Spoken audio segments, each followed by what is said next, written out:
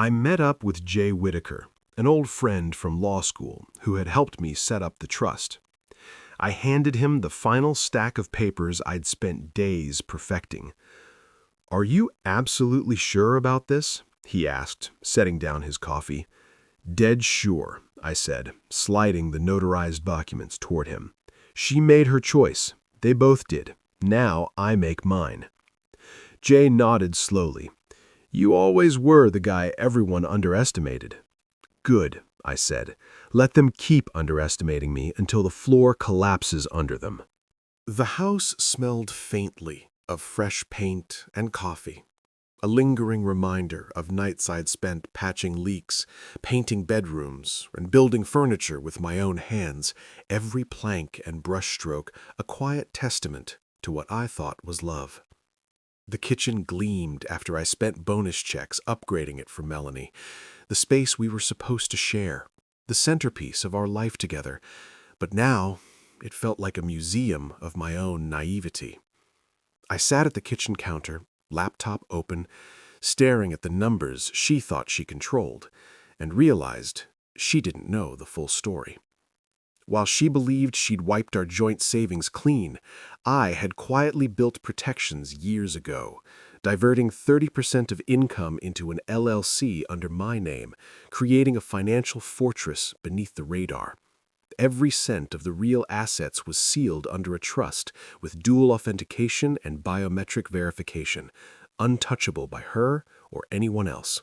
Invisible, legal, perfect. The spreadsheets and balance trackers she had laughed about weren't obsession. They were preparation, quiet insurance against moments just like this. And now, as I traced the events of the last morning, the cold clarity settled in. Melanie, Mason, the affair, the lies. They thought they were untouchable, playing house while I silently orchestrated the foundation for their undoing. 3 days passed in silence. No texts answered, no calls returned, no explanations given. Messages from Melanie begging to talk, apologies half-formed, were archived and ignored. Mason's attempts to reach me went unanswered. I had no intention to yell, to beg, to confront. The time for that had passed. I had been building quietly, legally, methodically, and now everything was ready. Friday morning, I slipped into a public library, used the guest Wi-Fi, created a burner email, and sent it directly to Mason's company HR and compliance with screenshots of their hotel stays, expense reports, reimbursements, everything tied to corporate funds misused, all perfectly documented and timed with precision. I closed the laptop, walked home, and waited. By Saturday night, ripples turned into waves. Mason's LinkedIn quietly showed open to work. Melanie's social accounts went dark. Every action I had taken, invisible to them until now, had begun to take effect. And for the first time, I felt the power of my preparation, the justice of patience, and the relief of finally knowing that everything was under control, that every sacrifice, every sleepless night, every careful financial decision had been for this moment, the quiet, perfect reclamation of my life and dignity. For 3 days, I stayed quiet, observing, calculating, letting the storm build beneath the surface while Melanie and Mason assumed they had already won. Each text from Melanie, pleas for conversation, apologies for how things came out, claims she didn't mean for me to find out, was read once and archived. Mason's calls went unanswered. The man who had stolen my children, my wife, and my dignity had no idea the foundation he had relied on was quietly shifting beneath his feet. I wasn't angry, not in the explosive way movies or novels might have promised. I was methodical, focused, letting patience replace fury and clarity replaced confusion. I had long since detached my emotions from the chaos of their betrayal, recognizing that power wasn't in shouting or confrontation, it was in preparation and timing. Every legal structure I had put in place, the LLC, the trust, the meticulous documentation of finances and assets, was a silent weapon, waiting only for me to pull the trigger. On Friday morning, I stepped into a public library, the quiet hum of fluorescent lights and the low rustle of pages providing the perfect camouflage. Using the guest Wi-Fi, I created a burner email. No trace, no fingerprints, nothing linking back to me personally, and drafted a message with attachments that would unravel the illusion of control they thought they had. Screenshots of hotel stays, expense reports linked to corporate cards, Gmail threads exposing conversations they assumed private, everything perfectly compiled, timed to strike while they remained oblivious. I sent it to Mason's company HR and the head of compliance, CCing the internal ethics team, and closed the laptop with a finality that felt heavier than any scream or confrontation could have been. Walking out of the library, I felt a lightness, the kind that comes when preparation meets execution. By Saturday evening, the world had begun to tilt. Mason's LinkedIn quietly updated, his profile marked open to work, and the power couple's curated social media presence went dark, private, silent, the images of family bliss replaced by emptiness. Meanwhile, I didn't celebrate, didn't gloat, I simply observed. The ripples I had set into motion were transforming into waves, and I felt a calm satisfaction in knowing the consequences were real, inevitable, and perfectly timed. Melanie's attempts to reach me, texts, calls, desperate pleas, met silence. Mason's panic remained invisible to the public eye, but the internal company auditors would uncover everything: misuse of corporate funds, personal reimbursements, a betrayal of trust they couldn't ignore.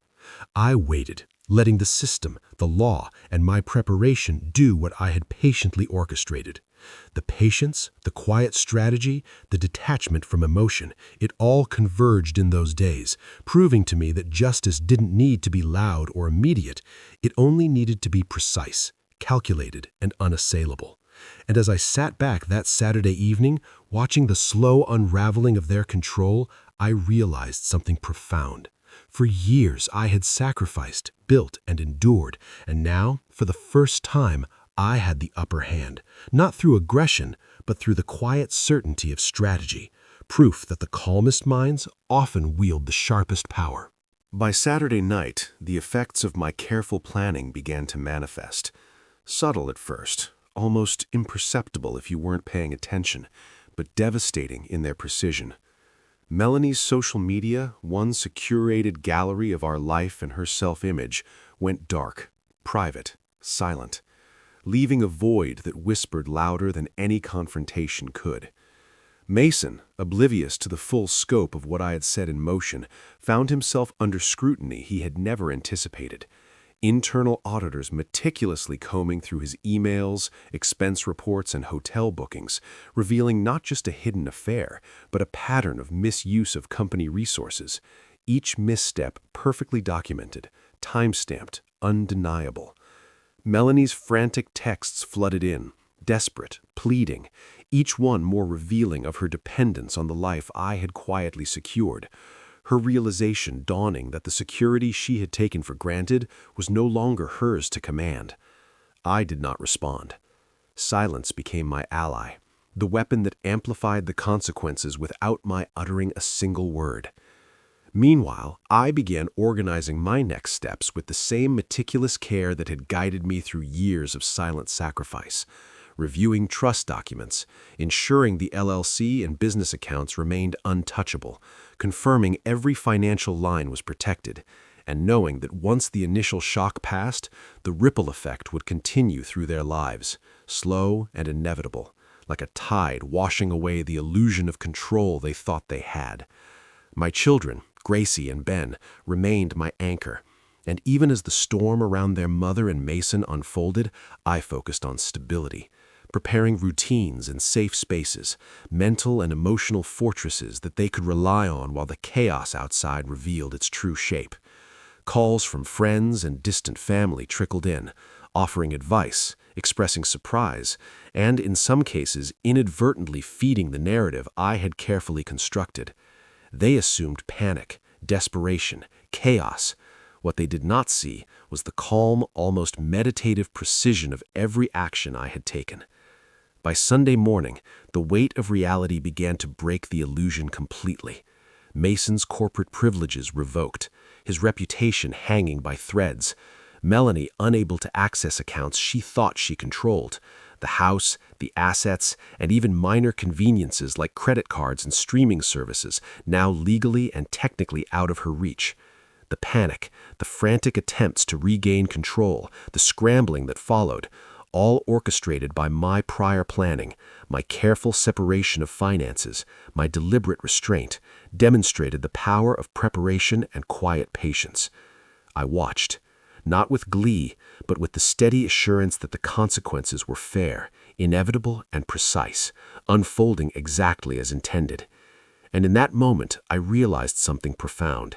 The loudest reactions do not create impact. The quiet, deliberate, and well-timed ones do.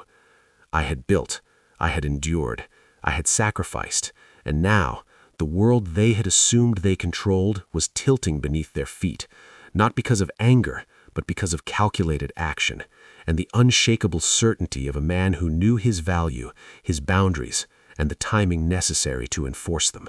Monday arrived with a strange quiet that felt heavier than the chaos of the previous days, as if the world itself had paused to acknowledge the shift I had set in motion. Melanie's frantic attempts to reclaim control, emails, texts, and phone calls had slowed, replaced by a tense, hollow silence that echoed through the spaces she once dominated. Each notification I ignored felt like a small pulse of power, a reminder that patience and preparation were more devastating than any confrontation. Mason, who had once strutted through life believing his charm and position were untouchable, now faced a meticulously unfolding audit, internal investigators reviewing every line he had ever written to conceal the truth of his misuse of company resources, and every attempt at justification bouncing back to him like a mirror reflecting the consequences he had thought he could avoid.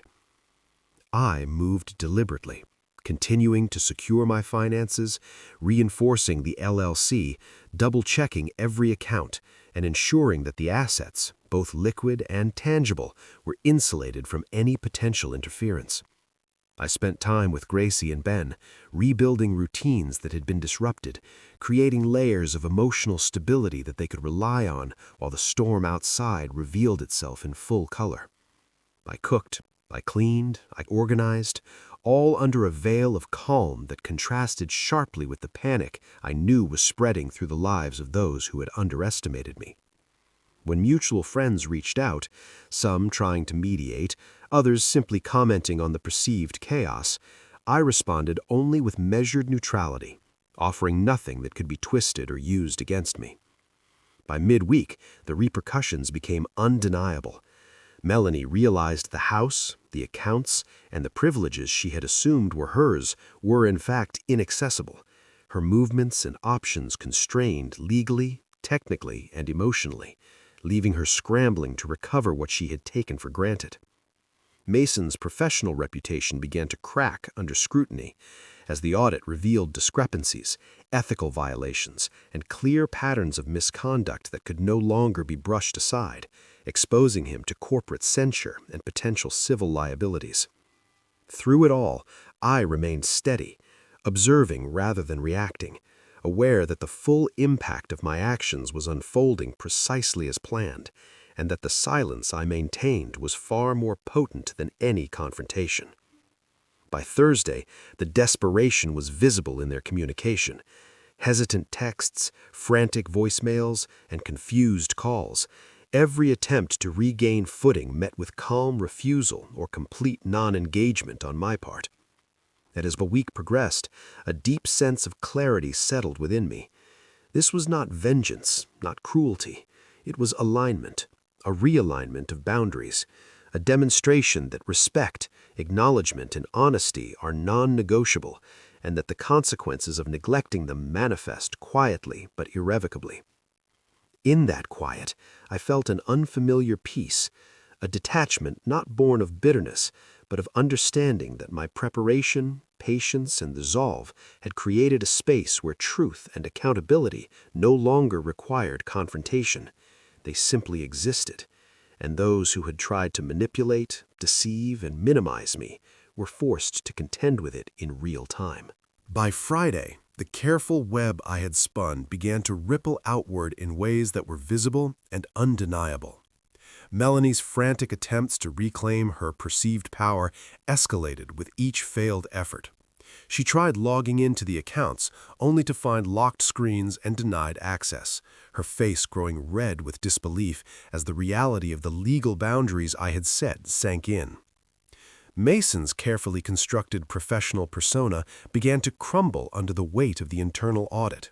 Emails he had manipulated, expense claims he had disguised, and false justifications he had crafted were now all laid bare, each revelation tightening the noose around him, professionally and socially. The first wave of panic hit when she realized the house, which she had treated as a symbol of entitlement, was legally protected under a trust, immune to her claims or manipulations, and all the financial leverage she thought she possessed was nullified. I observed quietly as her attempts to negotiate, explain, or persuade were met with procedural blocks and legal precision, a world she thought malleable revealing itself as completely outside her control. Friends, family, and colleagues who had once sympathized with her began to witness the unfolding truth. Fragments of evidence, screenshots, and well-timed documentation painting a picture that no one could dismiss. And yet I said nothing, letting the narrative unfold without interference. I spent my days with Gracie and Ben, weaving normalcy back into their lives, anchoring routines that had been disrupted by their mother's absence or emotional volatility. And in those moments, I felt a quiet satisfaction, not from revenge, but from creating stability where neglect had left uncertainty. By midweek, Melanie's calls became increasingly frantic and incoherent, messages laced with disbelief and attempts at guilt, pleas that I ignore, calmly archiving and letting the momentum of accountability work without intervention. Mason, meanwhile, faced mounting pressure, HR inquiries and compliance investigations, and every time a corporate auditor contacted him, he was confronted with facts he could no longer manipulate, leaving him vulnerable, exposed, and scrambling for explanations. The power shift was not instantaneous, but deliberate. It unfolded quietly, like a slow current reshaping the landscape, while the participants struggled to understand why the tides had changed. I maintained a disciplined routine, monitoring accounts, confirming legal protections, and ensuring all documentation was airtight, all while keeping my interactions deliberate, minimal, and neutral. The week's climax came when Melanie realized her access to the house, the funds, and her corporate accomplice was gone. Mason's professional reputation teetered, and the friends and family who had once doubted me began to see the careful precision behind my actions. Observing from a distance, I felt no anger or triumph, only clarity, a profound understanding that respect and accountability are non-negotiable, and that when boundaries are ignored, the consequences are inevitable, measured, and absolute. In that stillness, I realized something critical. The power of preparation and patience outweighs the impulse for confrontation, and when truth is allowed to surface methodically, the fall of those who underestimate it is unstoppable. By the weekend, the consequences of my quiet, calculated actions had begun to ripple through every corner of their world, exposing the fragile foundation beneath their confident facades. Melanie's panic was no longer subtle. She moved through the apartment like a storm, tossing items aside, searching desperately for access that didn't exist, only to be met with locked accounts, frozen cards, and automated messages reminding her that control had shifted. Mason's professional life, meticulously curated to showcase competence and influence, was unraveling in parallel. Emails once hidden were now flagged, expense reports scrutinized, travel reimbursements questioned, and the internal auditors began connecting dots that he had thought safely concealed. Friends and family who had been unwitting observers began piecing together the story themselves. They noticed the abrupt changes, the social media blackout, the missed appointments, the silence where once there had been chatter and curated appearances. Each call, text, and desperate plea Melanie sent me met silence, not out of cruelty, but out of intentional boundaries, letting them experience the full weight of their choices without interference.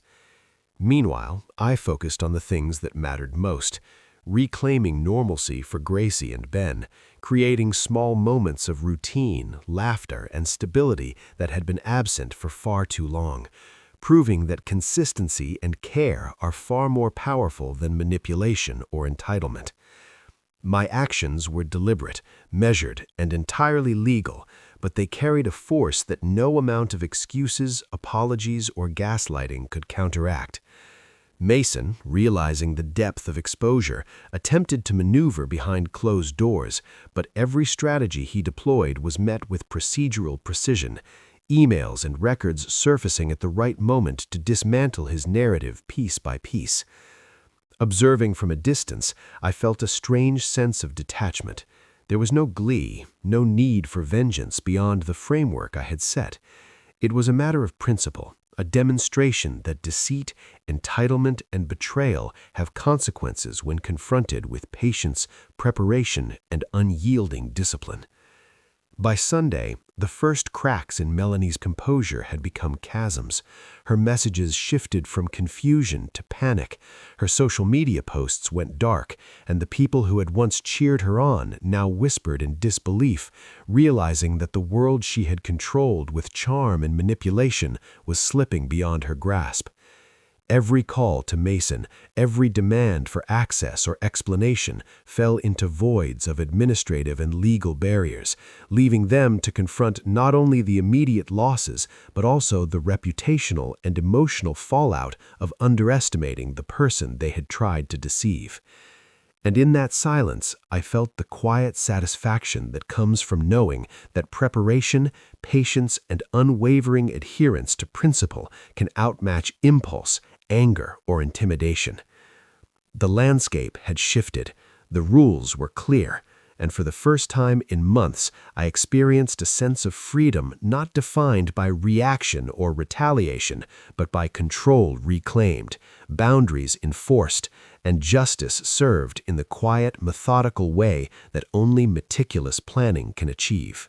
By Monday morning, the fallout from my careful, silent maneuvers had begun to hit with full force, and the reality of Melanie and Mason's situation was no longer abstract.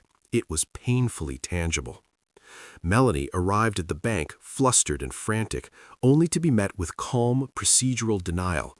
Her access to the joint accounts had been permanently revoked. Her attempts to manipulate or charm the staff met with polite but unyielding statements of fact. Every account now legally under my protection and safely beyond her reach. Mason, in parallel, was facing questions he had never anticipated. Internal auditors dug into travel reimbursements, expense reports, and corporate filings, exposing the intricate web of misuse he had relied upon to hide the affair, the lavish perks, and the personal luxuries he had funded at the company's expense.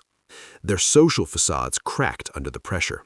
Melanie's friends began noticing the sudden silence online, the sudden inability to maintain appearances, the missing posts and carefully curated family images. Murmurs of confusion and speculation rippled through her social circles as her carefully constructed world collided with the stark reality of consequence. Calls, texts, and emails flooded my phone, but I did not answer. Each desperate attempt from Melanie and Mason only reinforced the lesson I had been delivering quietly and methodically for weeks. Actions have repercussions, and exploitation, entitlement, and deception carry a cost when confronted with preparation and foresight. I focused instead on steady routines with Gracie and Ben, the small victories of normal life, pancakes on Saturday mornings, homework sessions, bedtime stories, quiet conversations that reminded me what real responsibility and care looked like. Meanwhile, Mason's professional credibility began eroding rapidly. Opportunities vanished, contacts paused correspondence, and whispers of impropriety began spreading through the industry networks that had once been his strongest asset. Melanie's panic evolved from disbelief into frantic attempts at recovery, from messages begging for discussion to in-person visits blocked by legal and procedural barriers she could not circumvent. She could no longer spin the narrative to her advantage because the evidence, meticulously documented and legally protected, was unassailable. By midweek, the dominoes continued to fall. The car she had tried to maintain under Mason's corporate privileges was repossessed, her access to digital platforms and social accounts frozen, and the carefully cultivated image of her life as carefree, charming, and unaccountable shattered entirely. Through it all, I observed with deliberate detachment, not out of vengeance, but as an exercise in principle, in enforcing boundaries and demonstrating the consequences of entitlement, betrayal, and disrespect. Each action she attempted to manipulate or reverse only reinforced the strength of my preparation, the meticulous planning that had allowed me to respond without confrontation, without impulsivity, but with quiet, undeniable effectiveness. By the end of the week, the once commanding presence of Melanie and Mason had diminished into chaos, panic, and silent reckoning, leaving a stark contrast between the lives they had assumed they controlled and the reality they now faced. The lesson was unmistakable, and the world around them had begun to recognize it too, even without me saying a word. By the following weekend, the ripples of my carefully orchestrated plan had spread far beyond what Melanie and Mason anticipated, and the calm, methodical execution I had maintained for weeks began to reveal the full scope of its effect. Melanie, exhausted and humiliated, had begun to face the social consequences of her actions.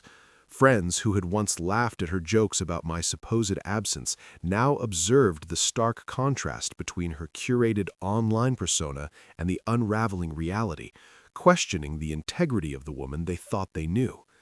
Mason, for his part, was navigating the professional consequences with far less grace. Every email, every corporate expense flagged and scrutinized, the internal investigation exposing not just the affair, but also clear misuse of company resources and unethical behavior, leaving him scrambling to protect what little reputation remained. Meanwhile, I maintained a quiet routine, focusing on the children, their small joys and milestones becoming the grounding force I needed to avoid being consumed by triumph or vengeance. Gracie and Ben's laughter, their simple everyday moments reminded me that the true measure of strength was not in retaliation, but in rebuilding, in reclaiming a life that had been misappropriated, and in reinforcing the boundaries that Melanie had repeatedly crossed. I observed the consequences unfold with deliberate detachment, not satisfaction or gloating, but with a sense of calm inevitability. Every text she sent pleading for explanations, every frantic attempt to access accounts or communicate, met with silence or legal clarity, reinforced the lesson she had ignored for years, that my role in her life was never negotiable, never a free pass for exploitation. News of Mason's suspension and the pending corporate audits began to circulate subtly, creating an almost immediate ripple effect in his professional network. His carefully cultivated image of competence and reliability, once unquestioned, was now under scrutiny, and colleagues whispered about the discrepancies, the misuse of resources, the fallout from a personal affair that had overstepped professional boundaries. Melanie, confronted with the tangible consequences of her choices, oscillated between desperation and forced self-reflection, realizing that her attempts to manipulate perception and control outcomes were no longer effective. She had underestimated the precision, patience, and foresight required to respond without emotion but with complete efficacy. At the same time, my own life, though quieter, gained clarity and freedom I hadn't experienced in years. Every morning became predictable in its simplicity, every evening a reassurance that I was no longer tethered to deceit or obligation, every interaction with Gracie and Ben a reminder of what mattered most. By the end of the weekend, the world that Melanie and Mason had relied upon, the social approvals, the curated appearances, the assumption of control, was collapsing inward, quietly but inevitably, leaving them to confront the reality they had ignored. And in that quiet collapse, I found not revenge, but equilibrium. The equilibrium that comes when planning, patience, and careful execution meet the reckoning that others thought would never arrive, proving that the power of preparation, foresight, and steadfast boundaries can outweigh impulse, anger, and entitlement every single time. By Monday, the legal machinery I had quietly set into motion began to show tangible results, and Melanie and Mason were forced to confront consequences they hadn't anticipated. Consequences that were precise, irreversible, and entirely within the boundaries of the law. The divorce filings moved swiftly. Every document, every affidavit, every piece of evidence I had painstakingly gathered over weeks was already submitted, airtight, and strategically timed to coincide with my graduation, maximizing the emotional and logistical impact. Melanie, who had spent years treating my dedication and presence as a convenience, found herself legally demoted from co-owner to a figure with almost no authority over the assets she assumed were hers, while Mason, blindsided by HR investigations and compliance audits, faced potential suspension, internal reviews, and reputational damage that could ripple across the industry. Their frantic attempts to contact me, to negotiate or manipulate outcomes, were met with a calm, calculated silence. Each unanswered call, each archived email, reinforcing the boundaries I had finally established and underscoring the fact that control had shifted entirely. I observed from a distance, maintaining routine with the children, their questions and laughter grounding me, reminding me that the real stakes were not revenge, but stability and protection for those I loved. The press, quietly tipped by an anonymous source connected to Mason's firm, began to pick up whispers of the internal investigation and alleged misconduct, creating a subtle but undeniable public narrative that Mason's professional credibility was eroding, that Melanie's personal choices had financial and social consequences, and that my quiet planning had outpaced their assumptions of entitlement. Social media, too, became an unintentional ally. Curated posts, once designed to showcase a perfect family life, were met with skepticism, and the truth behind the image began leaking through snippets and comments, highlighting the disparity between appearances and reality. Amid this, I maintained absolute discretion, allowing the law and factual evidence to speak louder than confrontation, knowing that any emotional outburst on my part would diminish the clarity and impact of the outcome. By midweek, calls from mutual friends and distant family began trickling in, filled with confusion, curiosity, and subtle validation, their perspectives shifting as pieces of the story surfaced organically as the sequence of events unfolded without my interference. Melanie's attempts to regain access to accounts, influence the narrative, or reconcile were systematically blocked by legal and financial safeguards, illustrating a simple truth she had ignored for too long: accountability cannot be bypassed, and entitlement has a price. Meanwhile, Mason's professional network quietly recoiled, colleagues and clients reconsidering relationships and contracts, creating a ripple that extended far beyond personal grievances into a public reckoning of ethics, accountability, and trust. Through all of this, I remained composed, focusing on rebuilding, reconnecting with my children, and reinforcing the lessons of boundaries, foresight, and measured action. By the weekend, it was clear. The storm I had anticipated and prepared for was not destructive chaos. It was a precise, legal, and public illumination of truth, demonstrating that preparation, patience, and methodical execution always outweigh impulsive entitlement and deception. In that quiet triumph, I found not gloating satisfaction, but the calm certainty that integrity and careful planning could protect what truly mattered and restore what had been nearly lost. With the legal and financial battles stabilizing, I turned my attention fully to rebuilding the life that had been quietly stolen from me over the years, a life that Melanie and Mason had taken for granted as though my efforts were automatic and my presence unquestionable. The house, once a canvas of shared dreams and silent sacrifices, had been legally secured, assets protected, and every loophole they might exploit closed with precision. But the real work was now internal, reconstructing routines, reclaiming spaces, and establishing boundaries that would ensure the emotional and practical security of my children and myself. Gracie and Ben, sensing the shift, were cautious at first, unsure of what this change meant, but gradually they responded to the consistency and calm I provided, trusting that their father was no longer stretched thin by others' recklessness and entitlement. I reinstated traditions I had paused: Saturday pancakes, bedtime stories, quiet walks to the park, rituals that reinforced stability and normalcy, but also subtly communicated to them that life could be secure and joyful even when adults faltered. Every interaction became a balance of warmth and authority. I was present without being overbearing, engaged without letting past betrayals dictate the tone of our new normal. Professionally, I allowed my focus to shift back to projects and opportunities that had been paused or deprioritized, investing energy in the side business that had grown quietly under the radar, its LLC structure providing both financial security and a psychological buffer against future interference. Social media and public perception, which Melanie had once manipulated to curate a false narrative, no longer dictated my life.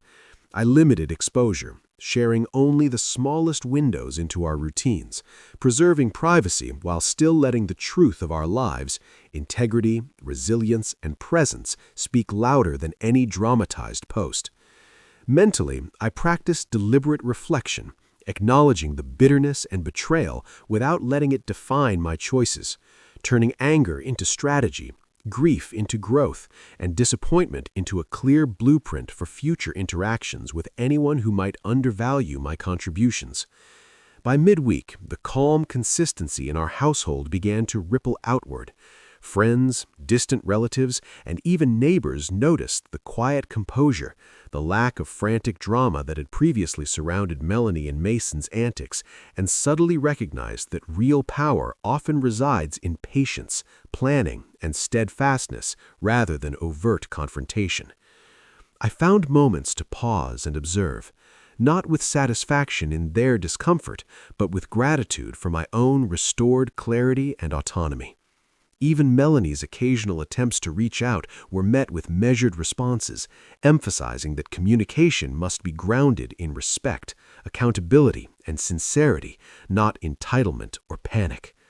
By the end of the week, it became evident that rebuilding was not just about restoring what had been lost, but redefining what life could look like when boundaries were respected and fairness became operational rather than aspirational. The air in our home shifted from one of quiet tension to one of deliberate peace, the kind that grows when past chaos is methodically resolved and new foundations are laid with intention, resilience, and unwavering self-respect. By the following week, the consequences of Melanie and Mason's recklessness began to manifest in ways neither of them had anticipated, and I observed it with a quiet satisfaction rooted not in malice, but in the undeniable precision of preparation and patience. Mason, once so confident in his manipulation and charm, was now facing internal investigations at his firm. Emails, expense reports, and travel reimbursements that had been carefully documented became evidence against him, and his reputation, once polished and untouchable, was quietly unraveling across LinkedIn, HR channels, and professional networks. Melanie, meanwhile, confronted the reality of life without the safety net she had always assumed would be there: joint accounts closed, credit cards inaccessible, and the house secured under the trust I had carefully structured. She floundered in attempts to regain footing, making frantic calls, sending emails, and reaching out to mutual friends, all met with polite but firm refusals, revealing how deeply her reliance on my stability had insulated her from consequence. Socially, the reactions were subtle but telling. Friends who had laughed at our relationship's imbalance now shifted their tone, their casual endorsements of her antics replaced with quiet, sometimes embarrassed acknowledgement that the laughter had been misplaced. Professionally, Mason's missteps rippled outward as well. Clients questioned expense discrepancies, colleagues whispered about ethical concerns, and opportunities once open to him quietly disappeared. I, meanwhile, remained methodical in my detachment, observing the fallout without gloating, recognizing that the power of measured action always surpasses the impact of reactive anger. At home, Gracie and Ben adapted quickly, sensing the newfound stability and consistent boundaries. They thrived on the restored routines, the sense of fairness in their daily lives, and the knowledge that their father's presence was steady, deliberate, and reliable. I made no declarations, posted no public statements, allowed the facts to speak for themselves, and slowly, almost imperceptibly, the narrative began to shift. The man once minimized and undermined was quietly reclaiming authority, dignity, and influence. Melanie's sporadic attempts at communication, initially frantic and entitled, became increasingly hesitant and fragmented as she realized that actions, not apologies, defined the terms of engagement. Mason's professional isolation grew, compounded by internal audits and potential legal exposure, reinforcing the lesson that deceit and exploitation carry tangible, unavoidable consequences. Even my parents, who had previously questioned my judgment, began to witness the fruits of careful planning, discipline, and strategic patience, acknowledging the prudence in my decisions without needing me to justify each move. By the end of Module 11, the landscape had shifted fundamentally. The chaos Melanie and Mason had relied upon was replaced with a quiet order. My children were thriving, my professional life was intact and growing, and the truth, the quiet, unshakable truth, stood clear. Actions had consequences, and the careful orchestration of justice, even executed quietly, had revealed the stark difference between those who manipulate and those who prepare. By the time I walked into the auditorium for the award ceremony, the journey from betrayal to vindication had already unfolded, leaving behind a calm clarity that was nothing like triumphal gloating. It was quiet, resolute, and deeply satisfying, the kind that comes when preparation and patience finally converge with justice. The dean approached me with a plaque, recognizing me as the outstanding non-traditional graduate, a testament not just to academic achievement, but to resilience. And as the reporters pressed with microphones and cameras, I simply stated, "It's not just my story. It's for everyone who gave everything and got nothing back," knowing full well that the ripple effects of meticulous planning had extended far beyond the courtroom, the bank statements, or the carefully archived emails. They had restored balance, dignity, and a sense of fairness to my life, and most importantly, to my children's lives. Melanie's attempts at interference, her frantic calls, desperate messages, and public social media displays had fizzled against the infrastructure of trust and legal protections I had quietly put in place. The house secured under a marital trust, the assets legally shielded under the LLC, and the careful documentation of every misstep, every breach, every betrayal, which meant that she could no longer manipulate, threaten, or intimidate with impunity. Mason's career, once a symbol of arrogance and entitlement, had unraveled quietly but completely. His reputation eroded by evidence he never thought would be seen, and his opportunities evaporated while my life stabilized with a sense of control and certainty I hadn't felt in years. At home, Gracie and Ben thrived under routines, fairness, and the predictability I now provided, showing up for school, bedtime, and breakfast with joy, curiosity, and trust restored, a living affirmation that quiet consistency and preparation outweigh dramatics, shouting, or revenge fantasies. I didn't need public validation, viral posts, or attention, though the photos from my graduation had sparked conversation online, news outlets, and podcasts. It was the private, tangible outcomes that mattered most. My children secure, my home protected, my financial and emotional autonomy intact. The world had noticed, but I had never sought it. Instead, I had let actions speak where words could have faltered.